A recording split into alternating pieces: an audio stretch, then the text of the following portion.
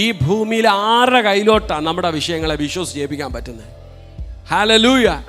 ഫ്രണ്ട്സിൻ്റെ കയ്യിലോട്ട് ഏൽപ്പിക്കാൻ പറ്റുമോ? റിലേറ്റീവ്സിൻ്റെ കയ്യിൽ ഏൽപ്പിക്കാൻ പറ്റുമോ? ആരുടെ കയ്യിലോട്ട് വിശ്വസിച്ച് ഏൽപ്പിക്കാൻ പറ്റും? ഹല്ലേലൂയ. എന്നാൽ സ്തോത്രത്തോടെ ഏൽപ്പിക്കേണ്ടവൻ്റെ കയ്യിൽ ഏൽപ്പിച്ചാൽ, അവനത് ഏറ്റെടുത്താൽ, പിന്നെ ആ വിഷയത്തിന്മേൽ നീ കരയാൻ ദൈവം അനുവദിക്കത്തില്ലെന്ന്. Hallelujah, hallelujah.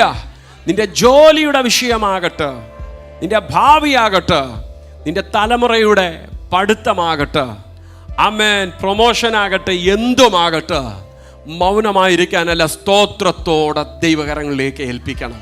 ഹല്ലേലൂയ. ചിലർ പറയുന്നില്ല, ഞാൻ പാസ്റ്ററെ മുഴുവനായിട്ട് അങ്ങ് കൊട്ടേഷൻ ഏൽപ്പിച്ചേക്കുക, അത് പാസ്റ്ററിൻ്റെ ജോലി. അങ്ങനെയല്ല. പാസ്റ്റർ കഴിച്ചാൽ നിങ്ങൾക്ക് വയറ് നിറയത്തില്ല. എല്ലാ ദിവസവും ഞാൻ നിങ്ങൾക്ക് വേണ്ടി പ്രാർത്ഥിക്കുന്നവനാ, സത്യമാണ്. പക്ഷേ നിങ്ങൾ കഴിച്ചെങ്കിലേ നിങ്ങളുടെ വയറ് നിറയത്തുള്ളൂ. ഹല്ലേലൂയ. ആമേൻ. നീ പ്രാർത്ഥിക്കേണ്ടടുത്ത് നീ പ്രാർത്ഥിക്കണം.